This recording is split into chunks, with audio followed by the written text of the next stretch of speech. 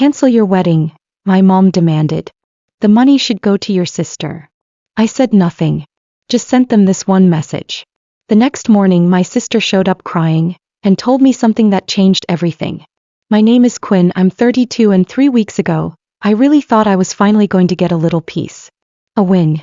A celebration that was mine without strings attached. I'd spent years watching other people take center stage. Baby announcements, retirement parties for careers that lasted 6 months, dramatic relationship collapses that required a full family tribunal. But this was supposed to be different.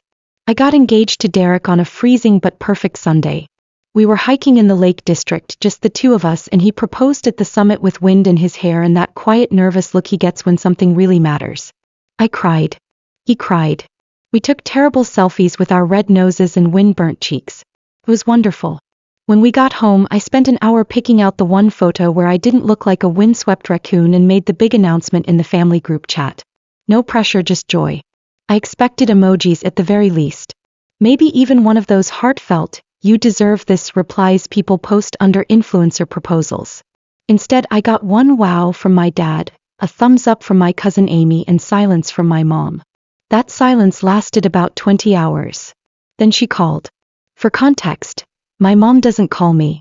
She sends voicemails with EastEnders playing in the background and answers texts with the speed and energy of a Victorian ghost. So when her name lit up on my screen, I genuinely thought she might cry happy tears or offer to help me pick a dress. I answered with, "Hi, Mom," all hopeful and glowing and stupid. She didn't even say hello. She went straight in with, "Quinn, I think you should cancel the wedding." At first I thought I'd misheard. Or maybe she meant cancel the venue, like she'd seen one of those wedding scam exposés on YouTube and was saving me from floral fraud. So I said, "Sorry." "The wedding," she repeated. "You should cancel it. Or at least push it back. With everything going on with your sister, it just feels wrong." But there was the sacred name, Raina. My younger sister. 27. Pregnant. Unemployed. Currently living at home and letting mom and dad foot the grocery bill while she decides whether to become a birth coach or a YouTube vlogger. The father of the baby? A mystery. We've been told we'll find out when the time is right. In the meantime, mom has been treating the baby like it's the second coming, and Raina like she's some kind of radiant fertility goddess who should not be disturbed. "You want me to cancel my wedding because Raina is pregnant?" I asked as neutrally as possible. "She's overwhelmed, Quinn. She's carrying the first grandchild. And you're throwing this big party while she's trying to figure out her future. Honestly, it seems a bit inconsiderate." I sat there stunned. Not angry, yet. Just blinking at my wall like it might open up and reveal hidden cameras. Then she kept going. "Of course she did. And think about the money. The catering, the dress, the flowers. Do you really need all that? Wouldn't it make more sense to put some of that toward the baby? Raina could use a proper crib. She's still sleeping on the sofa. I was paying for the wedding myself. Derek and I had been saving for nearly 4 years. We hadn't asked them for a penny. Not for the deposit, not for the rings, not even for the rehearsal dinner. But here she was, asking me to cancel because my adult sister was sleeping on a sofa she refused to replace. I could have screamed. Or reminded her that Raina once borrowed my car and left it stranded on the motorway with no petrol. Or that she once called me emotionally dead because I couldn't make it to her birthday weekend in Ibiza, 2 weeks after my gallbladder surgery. Instead, I just said, "Thanks for letting me know how you feel," and hung up.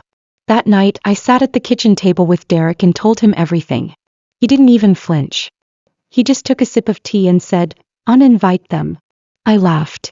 "You can't uninvite your own family." He shrugged. "Sure you can. You just type the email and press send." So I did. It was clean. No emotion, no drama, no explaining myself to people who hadn't earned the right to hear it. Hi all. Given the tension and ongoing stress surrounding our wedding plans, Derek and I have decided to celebrate our day with only those who support us fully. We wish you the best. Quinn. I hit send. I expected silence. Or at worst, a string of angry texts and a cryptic Facebook post about when people show their true colors. What I didn't expect was Raina showing up at my door the next morning. She was in joggers and yesterday's eyeliner, holding her bump like it was a prop in a courtroom drama. Her face was puffy. Her voice trembled as she said, Can we talk? Just you and me. I let her in. She sat at my kitchen table, wiping her nose on a hoodie sleeve and looking around like she expected an audience to emerge from behind the fridge. Then she said it. I didn't want to tell you like this, but I think you should know. The baby, it's Derek's. I couldn't breathe for a second. The room went silent. The radiator hissed. I just stared at her. She looked back at me wide-eyed and trembling. We had a thing, she said. A few months ago. He told me you were on a break. I never would have otherwise. I didn't move. I didn't shout. I didn't cry. I just sat there watching her face, waiting for the twitch, the grin, the wink, anything to indicate this was a twisted joke. It wasn't. Let me rewind. Before Raina sat in my kitchen and told me, with trembling lips and theatrical sincerity, that her baby might be my fiancé's, before I hit send on that email uninviting half my bloodline from my wedding, I need you to understand where I come from. Because if you don't, you'll think I overreacted. Or worse, you'll think I made it all up. But the truth is, I come from a family where love was measured by how well you could absorb damage without bleeding on the carpet. Growing up, I was the fixer. The buffer. The one who knew better. Raina? She was the storm. My mom called her spirited. My dad called her a handful. I just called her inevitable. From the moment she could speak, Raina knew she was the main character. When she screamed in public, Mom scooped her up and whispered, "She's just passionate." When I got straight A's, Mom said, "Let's not make your sister feel bad." By the time Raina hit 13, I was 17 and already plotting my escape. She started dressing like every outfit was a dare and flirting with anything that moved. Teachers, my friends, strangers on the train. It wasn't just teenage insecurity, it was power. And she knew it. She also knew exactly how to aim it at me. Once I brought a guy named Adam home from uni for a long weekend. He wasn't serious, just someone I was seeing. I caught her sitting on his lap in the garden, giggling. When I asked what the hell she was doing, she said, "Relax. He's not that into you anyway." Adam left the next morning. That wasn't an isolated incident. Over the years there were whispers. With texts I wasn't supposed to see. One guy I'd been seeing casually told me months later that Raina had messaged him at 1 a.m. saying, "If you're tired of babysitting, let me know." And my mother? She always found a way to blame me. "If you don't want competition, maybe be more feminine," she once said after I confronted her about Raina's behavior. "You're too stiff. Boys like softness." Every relationship I tried to build came with commentary. I dressed too severe. My laugh was too loud. My ambitions were intimidating. "You'll scare them off," my mom warned. "Men want to feel needed." So I chipped away at myself.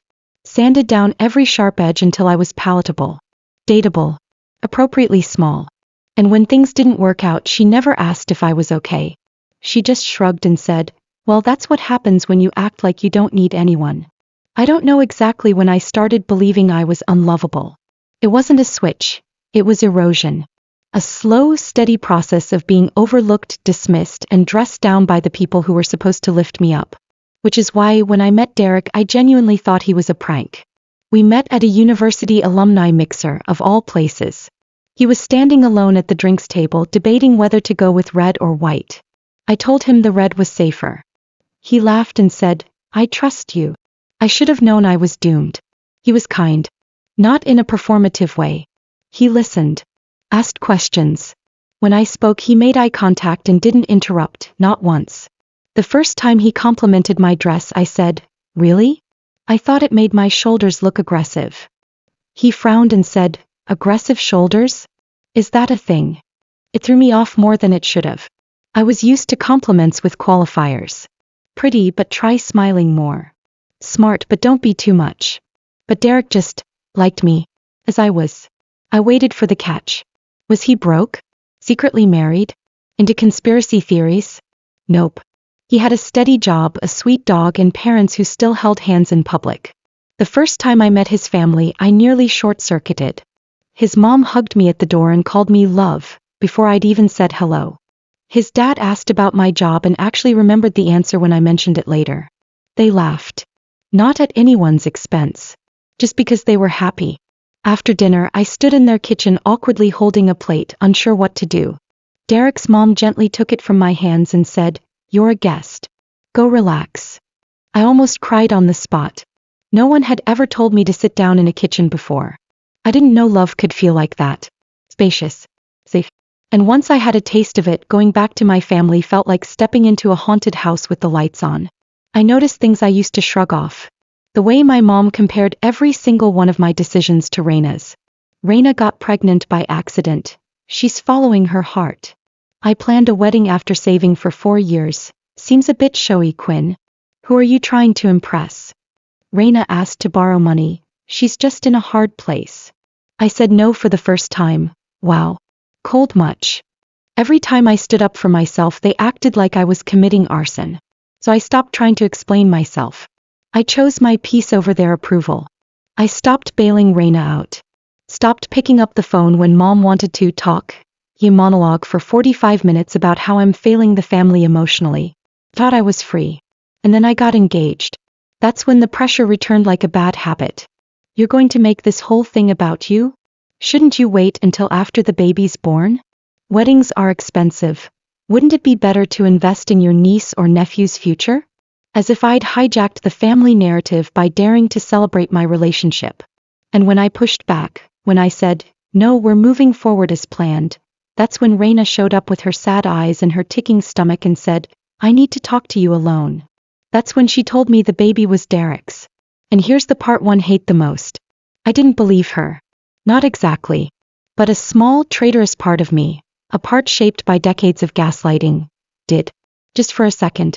And that second nearly broke me. Because it wasn't just a lie. It was a weapon.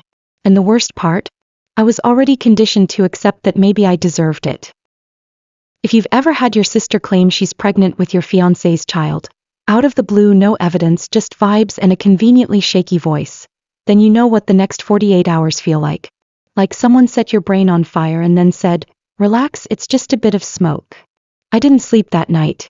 Not because I believed her, at least not fully, but because I didn't know what came next.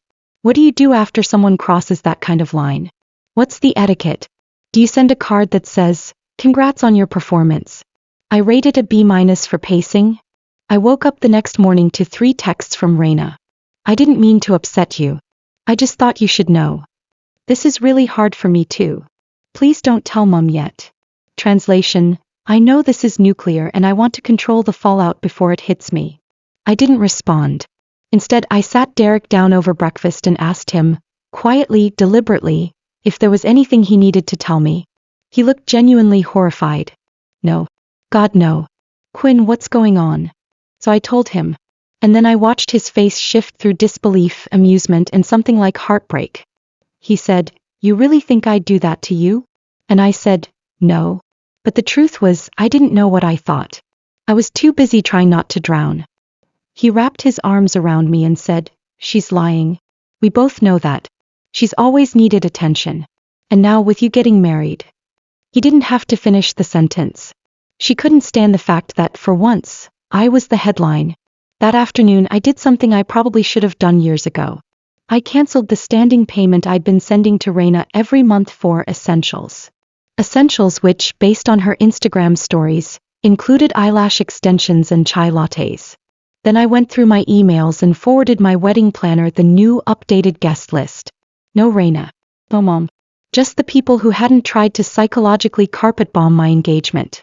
Within 6 hours my phone started buzzing like it owed someone money. Missed calls. Voicemails. One furious text from mom that said, you're overreacting. Raina is pregnant and emotional. This isn't the time to punish her for a slip-up. A slip-up? What exactly was the slip-up? Lying about an affair? Implying my fiancé was a cheat? Or telling me not to tell her? I didn't reply. I turned my phone off. The next morning Raina showed up at my flat. Unannounced, of course. She was in full, I'm the victim mode. Puffy eyes, hoodie, no makeup. The kind of look you cultivate when you want the world to know you've been wronged. I didn't let her inside. We stood in the doorway like 2 lawyers about to start depositions. She said, I feel like you're shutting me out. I said, you made up a story that my fiancé is the father of your baby. What exactly would you like me to do with that? He sniffled. I didn't make it up. I had a feeling. He always looked at me kind of weird. I blinked. You mean like how most humans look at the woman who destroyed their partner's car keys with a glue gun? She flinched. That was an accident. No, Raina, that was psychotic. She shook her head. You always twist things. Ever since we were kids. Oh, here we go. The great retelling of Quinn as the harsh one. The joy killer. The unfun sister who never let Raina just be herself. I said, Raina, I'm not interested in your version of history. You lied. And now you're facing the consequences. Then I closed the door. Not loudly. Not dramatically. Just firmly. Because if there's one thing that drives people like Raina crazy, it's not getting a reaction. The next escalation came quickly. My mother called Derek. Yes, my fiancé. She left him a voicemail so syrupy it might as well have come with a free pancake. Derek, sweetheart, I just wanted to say I know none of this is your fault. I know you'd never hurt Quinn. But she's very emotional right now. Maybe you could talk to her? Calm her down. She then followed it up with a text. I know you'll do the right thing. She's just overwhelmed. Overwhelmed? I wasn't the one fabricating paternity plots. I played Derek the messages. He laughed, but not in a funny way. More in a, is this real life or a telenovela kind of way. Then we made a decision. We were moving the wedding date up. Not out of fear. Out of freedom. We didn't want to spend another 4 months waiting for the next sabotage attempt. I told my planner. She was thrilled. Apparently, our venue had just had a cancellation, and she could shuffle everything around with minimal chaos. We were back on track. For about 20 minutes. Then the group text happened. Raina added me, Derek, Mom, Dad, our aunt who only shows up when there's gossip, and a few cousins who haven't spoken to me in years. She wrote, just so everyone knows, I've been uninvited from my own sister's wedding for telling the truth. She thinks her life is too perfect to admit that sometimes men make mistakes. I didn't want to go anyway. But this family should know the kind of person she's become. I stared at the screen. Then I typed. The kind of person who sets boundaries. The kind of person who doesn't tolerate lies. Yeah. That's exactly who I've become. And thank God for it. Then I left the chat. One cousin messaged me privately. Yikes. That was a lot. Another wrote, honestly proud of you. And then, my favorite, Aunt Lila, who never minces words, replied, Raina, sit down. You've embarrassed yourself enough this year. That one I screenshotted and saved for later. Joy folder. As the new date approached, the drama settled into a simmer. Raina went quiet. Mom sent one final email that said, you've made your choice. I hope you're happy. I didn't respond. I was too busy planning a wedding I'd actually enjoy. And when the day finally came, sunny, calm, perfect, I walked down the aisle toward a man who never once made me question my worth. No drama. No theatrics. No lies. Just us. And peace. For the first time in my life, I felt like I was exactly where I was meant to be. Here's what they don't tell you about peace. Sometimes it feels suspicious. After the wedding, after the flowers and dancing and the quiet honeymoon tucked away in the countryside, I waited for the next explosion. A surprise voicemail. A dramatic doorstep apology. A baby photo captioned with Derek's initials. Something. But nothing came. For 2 full weeks, the silence held. Then one Sunday morning, while I was folding laundry and thinking about absolutely nothing at all, I heard a knock on the door. Not a text. Not a call. An actual knock. The kind that says, I know you're home. You'll have to look me in the eye. I opened it and there she was. Raina. Her face was stripped bare. No makeup, no posing. She looked older than I remembered. Tired. Or maybe just real. She stood there for a moment, then said, Can I come in? I didn't answer right away. I didn't owe her that. But eventually I stepped aside. She sat on the edge of the couch like she thought it might bite her. I'm not here to start anything, she said. Good, I said, crossing my arms. There was a long silence. Then she exhaled. I lied. Took me a second to process it. Even longer to believe she actually said it. Lied, I repeated. She nodded, looking down at her hands. Derek's not the father. I made that up. I didn't say anything. Because honestly, what could I say? She continued, I wanted to hurt you. That's all it was. So I said nothing. Raina leaned back on the couch and stared at the ceiling like the truth was written there. You know, I never used to believe in love. Not really. I dated because it was fun. It was easy. I didn't think it was real. I sat down across from her but didn't speak. Just listened. Then last year I met this guy, she said, and her voice went soft. Nate.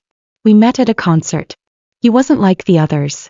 At least I thought he wasn't. She gave a humorless laugh. I actually caught myself smiling at text, making excuses to see him. I even deleted my dating apps. First time in years. And? I asked, though I already knew. And the second I brought up being exclusive, he bailed. Said I was coming on too strong. Said he wasn't ready for anything serious. Then ghosted me completely. Raina swallowed. That was the guy. The father. I haven't even told him. I couldn't. I was too embarrassed. She wiped her eyes roughly with her sleeve. I was the player, Quinn. That was my whole identity. And suddenly I got played. And pregnant. I didn't know how to process it. I still don't. I could feel my heart softening but not breaking. Just shifting. Then you got engaged, she said. And you looked happy. Like real happy. With someone solid. A guy who doesn't play games. And it made me feel. She trailed off. Alone. I offered. She nodded. Yeah. Like I'd lost something I didn't even know I wanted until it was already yours. Then she looked me in the eye. I told myself he'd cheat. Eventually. That all men do. So I might as well prove it to you before it happened. That's twisted, I said quietly. I know, she whispered. Another silence stretched between us. The kind that usually comes before a goodbye. I'm not asking for forgiveness, she said finally. I just needed you to know. I stood and walked to the window mostly so I wouldn't have to look at her. My reflection in the glass looked unfamiliar. Stronger, maybe. A woman who didn't flinch anymore. You hurt me, I said. More than anyone ever has. I can't just forget that. I don't expect you to. But I also think. I understand you more now. She looked startled. Like that was the last thing she expected. You're not evil, Raina, I added. You're just used to operating like love is a game. And you finally lost. She nodded slowly. Yeah. I did. We didn't hug. No dramatic reconciliation. No slow music or swelling violins. Just a long, heavy pause. And then she stood up. I'll go, she said. Thank you for listening. She walked to the door and opened it. Then turned back. And Quinn. Yeah. I meant what I said before. He's one of the good ones. You picked well. I watched her walk down the hall and disappear around the corner. And just like that, the war was over. Not forgiven. Not forgotten. But over. Later that night I told Derek what happened.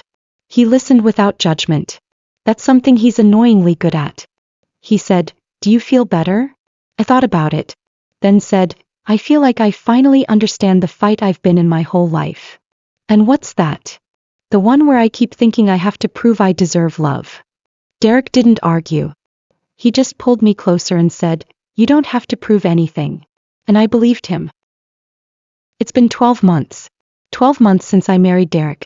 12 months since I stood in front of people who genuinely cared about me and said yes without flinching. 12 months since I uninvited most of my immediate family from the biggest day of my life.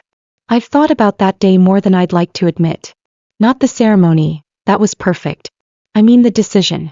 Hitting send on that message. Drawing a line in the sand. Still feels like the right thing to have done. We didn't go no contact, not officially. But we didn't exactly rebuild anything either. If this were a weather forecast, I'd call it partly frosty with a chance of tension. My mom hasn't spoken to me since the wedding. She never said it, but I know she took it personally, being uninvited. She sees it as a betrayal. Not the months of guilt tripping, not the emotional blackmail, not my sister's lie about Derek. No, the betrayal was me saying, enough. My dad didn't go either, even though I never uninvited him. He said he couldn't come without her. I told him I understood. I lied. But I still send him a card on his birthday. He sends one back. We don't say much, just polite, distant things. And that's our rhythm now. As for Raina, she had her baby in the spring. A girl. Cute as hell. I found out through my cousin's Instagram. No direct messages. No announcements. Just a casual photo with a pink onesie and a caption that said, "Meet the sassiest addition to the family." We haven't spoken since that day she knocked on my door and told the truth. We see each other sometimes. Weddings, funerals, a baby shower once. for someone else. We make eye contact. We nod. Once she said hi, and I said it back. That was it. She never asked for forgiveness. I never offered it. But she also never lied again. So maybe that's something. We're not enemies anymore. Just people with history. The complicated kind. And that's what family is sometimes. Not love or loyalty. Just a shared map of damage. Derek's family is different. They call me just to check in. They include me in game nights and text me random memes. His mom gave me a recipe book last week and said, just in case you want to make something other than frozen pizza. Which, to be clear, I don't. But still, progress.